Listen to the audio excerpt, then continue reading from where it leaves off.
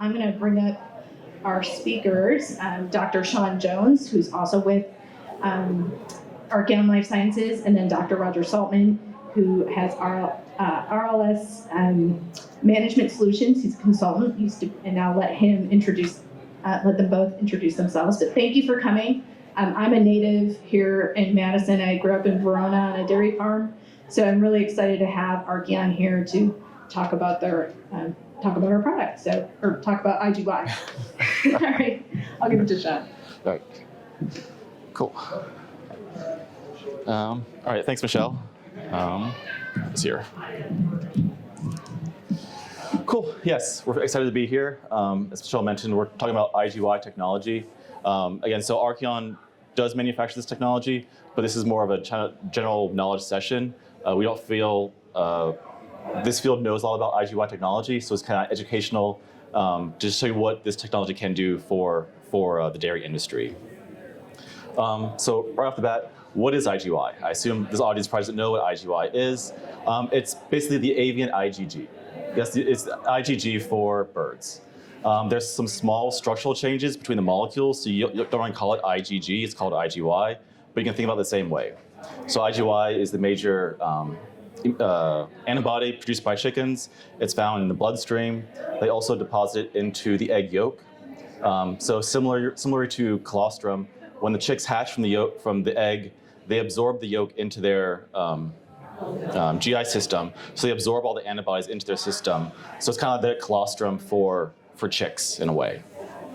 It provides passive immunity as the chicks are developing initially because they don't have their immune system fully operational yet. So that's kind of what IgY is. Oops. There we go. Sorry, some clicks there. So I want to talk about the difference between active and passive immunity. So it's active immunity. That's where an animal is exposed to a pathogen or you vaccinate the animal. So this is typically from either natural exposure or giving the vaccines to them. The immune response builds up over time, so this is not an immediate immune response. We've heard a lot about vaccines this past year. So again, you need to get the vaccine, wait a little bit, and then it becomes active and you kind of have this protection.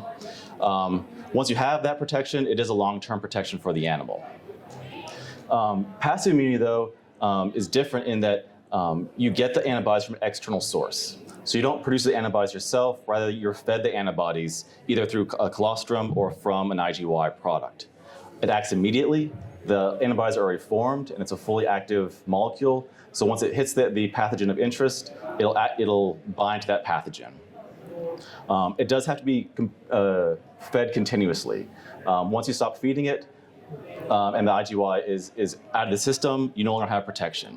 So you do have to keep feeding this IgY throughout to get the protection of the antibodies. You can't just do it once and forget about it. Like active immunity, you have to keep feeding the antibodies to the animal of interest. So how do you make this IgY? First, you immunize the hens. So you can either take a killed or attenuated bacterial strain or viral strain, a toxin, or a specific antigen. You can also do combinations of these. So you can vaccinate with like different bacterial pathogens all in one vaccine. You vaccinate the hens. Similarly, kind of with how vaccines work, you have to boost the chickens every so often to keep these antibodies at a very high titer level in the chickens. But all we do is we harvest the eggs from the chickens. So the chickens themselves are not harmed or killed for this. We just take the eggs from the chickens themselves, and then this can be manufactured into either a whole egg powder. You can either isolate the egg yolk and have a yolk powder. You can even purify the antibodies and just have a pure antibody solution, or you could have also a liquid egg. So it really depends on how you want to use this, how you want to manufacture it. We make a whole egg powder to go into different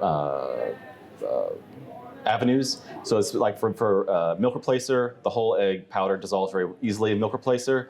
But for other applications, a purified IgY may be more applicable, or the egg yolk powder may be more applicable depending on how you want to use this. So how this kind of works in this system itself, again, we primarily feed it through as a calf milk replacer, but this is just as an example of what you can do. You feed the animal this IgY solution. The antibodies get through the stomach and line the intestinal lining. So the antibodies are always you're basically bathing the GI tract in these antibodies, and they're always present in the GI tract. So if an E. coli does come along, the IgY will immediately bind that E. coli, and the E. coli will be washed out in all the other fecal matter. So these antibodies just sit in the GI tract waiting for something that they recognize to bind to, sequester them, and then get it out of the animal of interest so that they can't cause a disease. Again, so you have to keep feeding this to maintain that coating of the GI tract. Once you stop feeding it and it gets washed out, then you no longer have protection. So it does not offer systematic protection because it only really protects the enteric tract. So primarily, if you're looking at the enteric tract, E. coli, rotaviruses, some salmonellas, anything that's an enteric tract, it can treat that. Any kind of respiratory tract infection, feeding this strategy won't protect against that. And again, it's not a long-term protection. It's only for a short term while you're actually feeding this product to the animal. And this is just one schematic just showing the binding of the antibodies to this E. coli strain. So on the left-hand side, that's the standard egg powder that has not been immunized for E. coli. So you can see there's no binding of the E. coli. On the right is our product that has been immunized for E. coli K88. You can see there's a very strong binding to E. coli with that. So this is just to show you, this is basically what happens in your gut.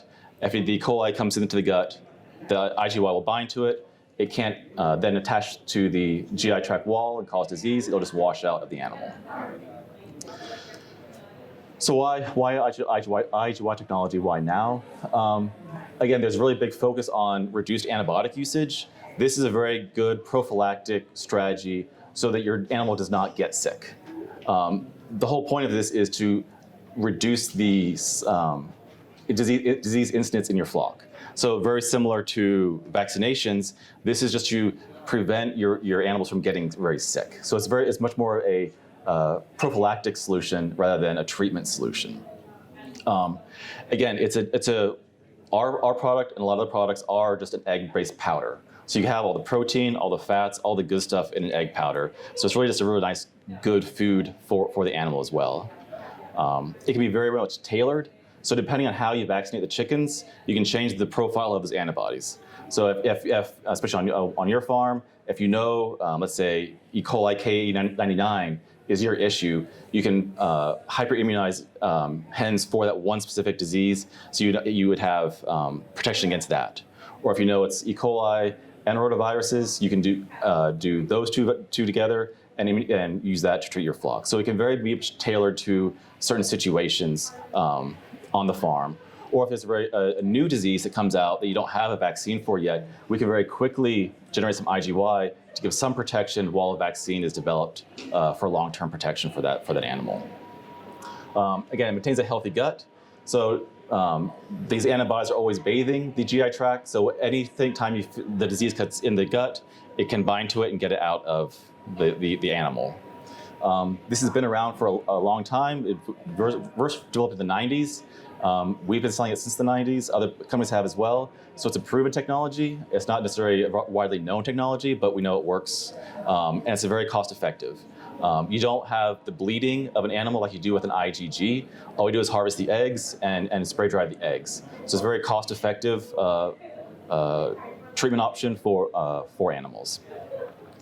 Specifically about our products, we do have a polyvalent. So again, we vaccinate with a large number of pathogens in our vaccination scheme. So E. coli, rotaviruses, coronaviruses, salmonellas, crypto, a lot of different diseases. We cover that kind of entire gambit. Again, a high quality protein, and our product is actually a food grade, a human food grade product. So we actually sell this into the human market as well. So it's a very high quality product for the farm. So that's just a quick IgY overview, just kind of giving you some primer of what we're talking about here. Dr. Saltman's going to come up now and kind of describe how you would use this technology on the farm, and actually go over some data of using IgY technology on calf ranches.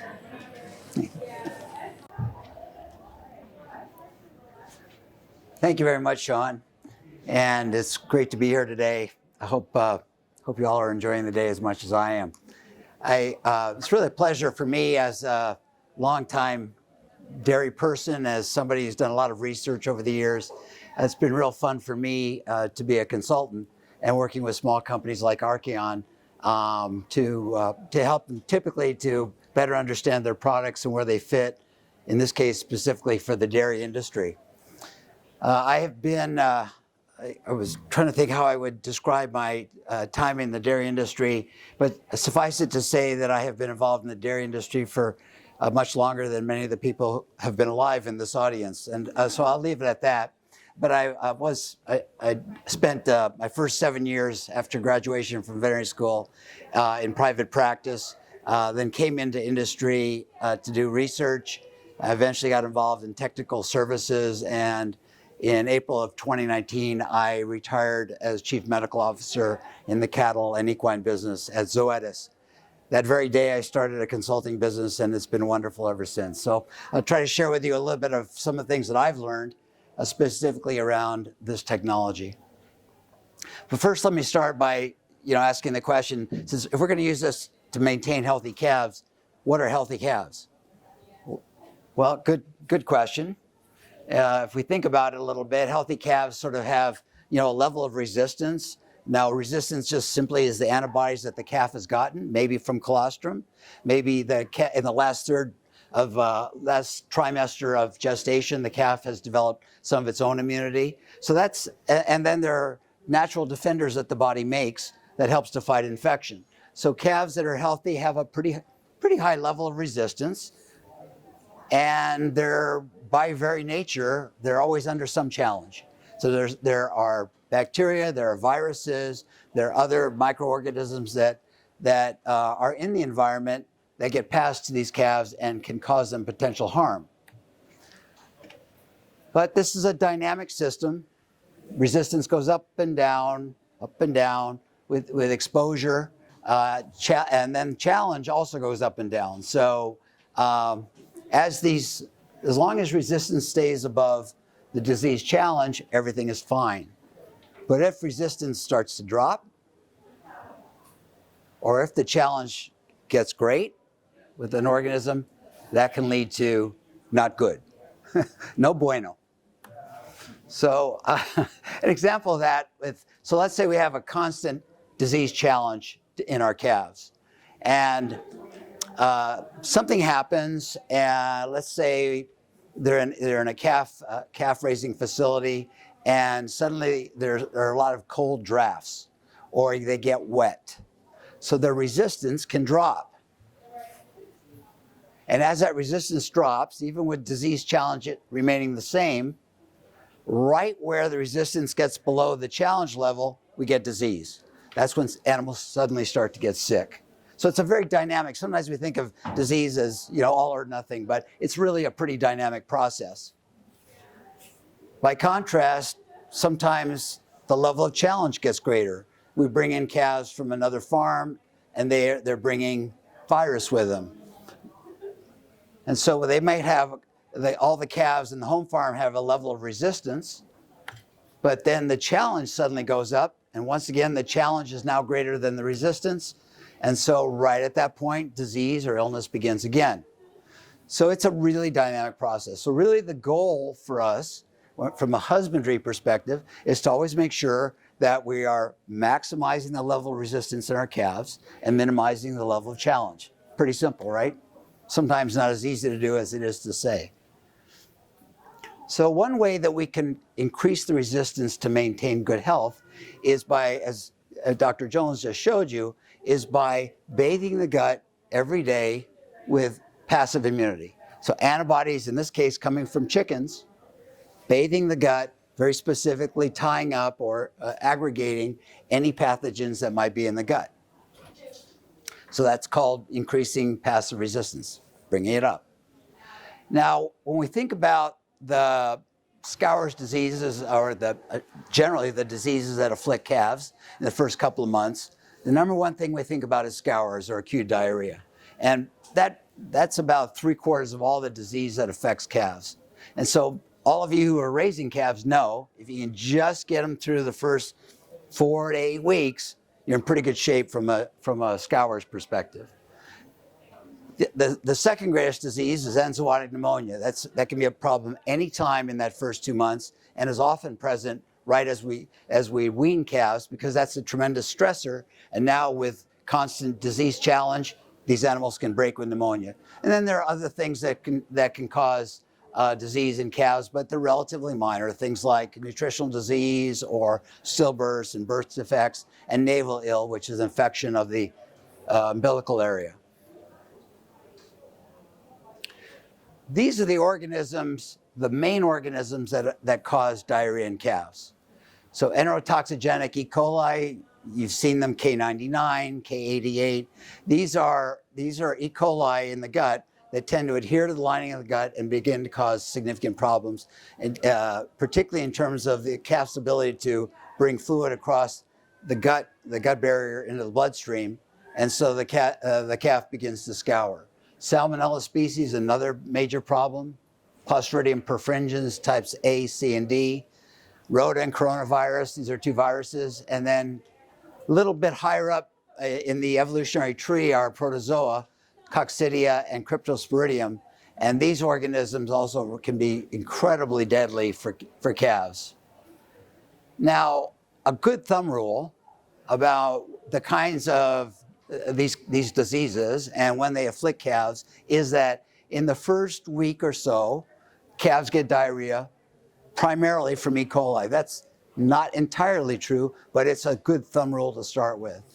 And then if they don't get diarrhea from E. coli, in the first 1 to 2 weeks are the viruses that can cause scours, such as rotavirus and coronavirus. Cryptosporidium is a particularly problematic disease because it's a protozoan. We don't really have any treatment in the United States for this. And those of you who do raise calves, if you have Cryptosporidium on your farm, very difficult to get it off. It becomes endemic in the farm. And this is a sort of a gray scours that occurs right around 10 days. Now, again, it doesn't have to be at 10 days. It can be anywhere in that week to 3 week range, but often it's right around 10 days. Calves don't typically die from it, but it really sets them back. On the other hand, bull calves do die for reasons certainly I don't understand, but bull calves in particular tend to die if they get cryptosporidial diarrhea. Salmonella of different types can affect animals. Typically, it's a little bit later, around 3 weeks or so of age, and same with coccidiosis. So just some thumb rules around when these animals are going to get afflicted. So one of the take-home messages is that if you're going to try to increase the level of passive immunity in the intestinal tract, you've got to do it for a long enough period of time so that all of these potential pathogens are blocked as they become a problem for the animal. So I'd like to wrap up with just a couple of I think they're relatively small studies that are in the scientific literature. They're primarily in the veterinary literature. Okay. So I can hear a little better. Excellent. Okay. So I'm going to hear really much better. So I'm going to wrap up with a couple of studies that are in the veterinary literature on the use of IgY technology. In the first case, to minimize diarrhea disease, and in the second case, actually to enhance growth performance. So the first one, as I said, is primarily looking at preventing diarrhea. This was an IgY product, IgY antibodies, specifically formulated. The hens were immunized specifically with rotavirus, coronavirus, enterotoxigenic E. coli, and salmonella. Relatively small study, only 30 calves. Half of them were negative control and half of them received the antibody. They received 20 grams of this passive immunity split into 2 feedings per day. So approximately 2 quarts. It was put in the 2 quarts in the morning and 2 quarts in the evening. And it was fed for the first 2 weeks of life, but the calves were followed for the first 3 weeks of their life, and primarily to look at the presence of diarrhea or not. So what this table shows, but I'm going to summarize in a second, is that generally speaking, that the onset of diarrhea was later, that the shedding of viruses in the manure was much shorter, and that there was generally the length of the diarrhea of the scours was also shorter. So again, delay in diarrhea onset, reduction in severity and duration, a trend towards delayed, that's rotavirus infection, and the amount of time that the animals were scouring was shorter. So the conclusion in this paper was that IgY was a very useful strategy for decreasing neonatal calf diarrhea. The next study I'd like to share with you is a study, again, relatively small. It's with 64 Holstein calves. This was done by Trout Nutrition in the Netherlands. And again, they wanted to test out the performance, in particular, of animals that got these egg proteins, again, the IgY. So they were looking at health and they were looking at performance.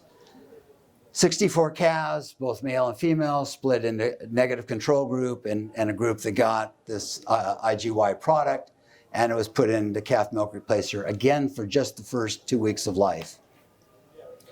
This is far too small for you to see, but what I'll summarize by telling you is that the results show that the calves that got egg protein, although there was not significant disease, there was a statistically significant improvement in their weight. This was after both 7 weeks and 8 weeks. Let me just go back here. That's all I want to show there. Any challenge in those studies? No, these were natural challenge studies. Natural challenge studies. How do you claim nature? How do I click? What is natural? What is natural challenge? Quantify the. Nah. So what he's asking is, were these studies where these calves received a specific challenge of organisms, which is a great thing to do and a much more. It's a great way to control a study. The short answer is no. It was just carried out in a calf farm, and in this case, they were relying on the level of challenge that was present in the environment in this natural calf raising facility. To your point, though, that's why there was no difference. Relatively small study, 32 calves per group. That's why there was probably no difference in the diarrhea, because there wasn't that much diarrhea. But the point that I found fascinating here is there wasn't much diarrhea, and yet there was an improvement in gain. Improvement in gain. So why would that be? Well, it's because we know that disease, there's really sort of diseases, we typically think of disease as clinical disease, which simply means we can detect it with one of our 5 senses. In the case of diarrhea, we know that the calf has scours when we see it, right? In this case, the level of disease likely was below the level where we could detect it, but probably sufficient enough. There's the level of absorption of nutrients and water, etc., was probably impacted enough that the animals that had low level, subclinical, we can't see it infection, didn't grow as well. So that's a general theory about how animals sometimes can be affected in terms of their growth, even though you don't see clinical disease. Or is it possible the egg protein provide a great nutrient to the cat? Good question. Like 20 grams per day. It's a really good question. Yes. High quality. So, as an example, in the case of Arkion, the product that they have is 45% protein and 40% fat. But it's probably such a small amount, is what I expect, that it in and of itself would not be significant. But it's a really good question. But so my hypothesis is that there was an improvement in gain simply because the level of subclinical infection was reduced. Does that make sense? Okay, great. Thanks for that question. It's a good question. So I have mentioned these are relatively small studies. What I'll also quickly say is we have some large studies ongoing now. And as a matter of fact, we've talked about specific challenge studies. Challenge studies are hard to do. As somebody who's done these over the years, very hard to do, but probably a really, it would be nice to quantify some of these challenges. But these studies are ongoing. These studies would typically have at least 300 calves, so they're going to be a large enough data set that we'll be able to tell you quite accurately what the impact will be. Hopefully, this time next year, and maybe sooner, keep hoping by the end of the year, some of these studies will wrap and we'll be able to present this information to you. So let me stop there and let me answer any questions you might still have. Yes, ma'am. So at the studies, do they keep track on when and how much colostrum the calves get after people being born, since that has a huge effect on diarrhea too? That's a great question as well. So in these papers, they did not describe that. Okay, that's one of the benefits of having a large number of calves in a study, is that you expect, even if you don't measure it on every one, you expect that difference to be equally distributed between the two treatment groups. The other thing I'll just tell you is there's still a question in my mind on not only the dose that should be given, but also on the duration.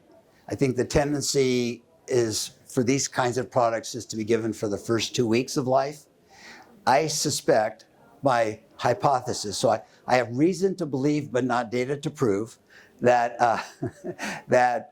probably in my mind 4 weeks is going to be a better period of time, that we're going to get a better impact in terms of reducing disease and both severity and incidence rate, and as well that we likely will get even greater differences in gain. Again, stay tuned. Thanks for that question. Other questions? Yes, ma'am. How much the dose would depend on if you're using the egg powder versus the purified IgY, right? Yes. Is that purified IgY like a specific antibody, and what level of antibody? Usually they are. So that would be, to me, that would be the equivalent of using a rifle versus a shotgun. And the problem with raising calves is almost invariably the pathogen challenge is for more than one organism. So in this case, in my mind, the shotgun is probably better than the narrow bore rifle. That's a good question again. Yes, sir.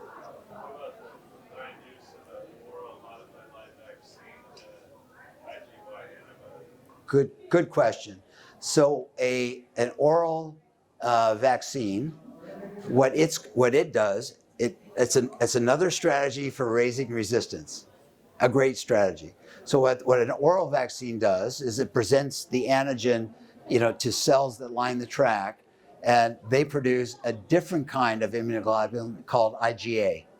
So that's a molecule that also lines the tract.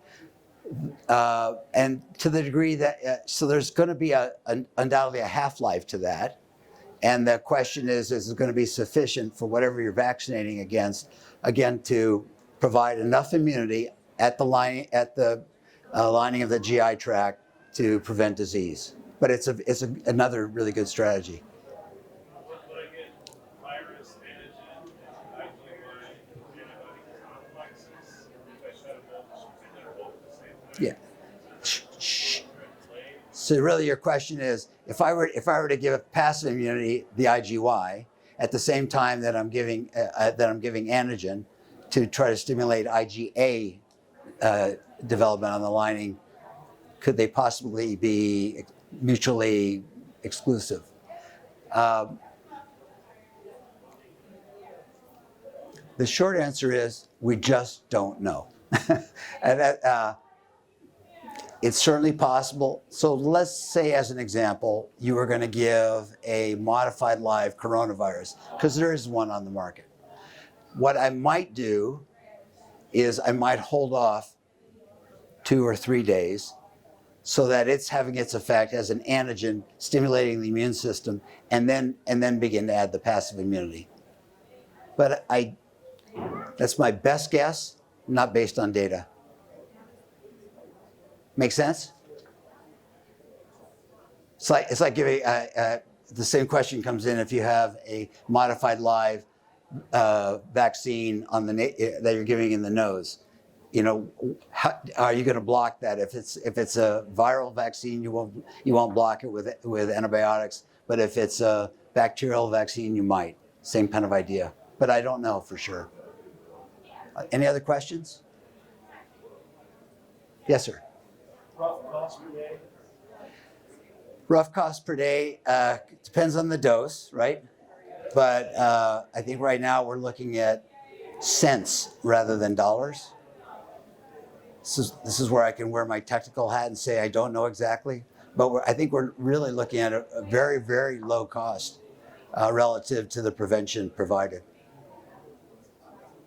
Are there any? Yes, sir. These products are on the market now. They are. And if you're interested in any of these products, I would suggest that you talk to the marketing manager is right here, Michelle Tollefson. Okay. Anything else? Nice to see you, Matt. Great. Thank you very much.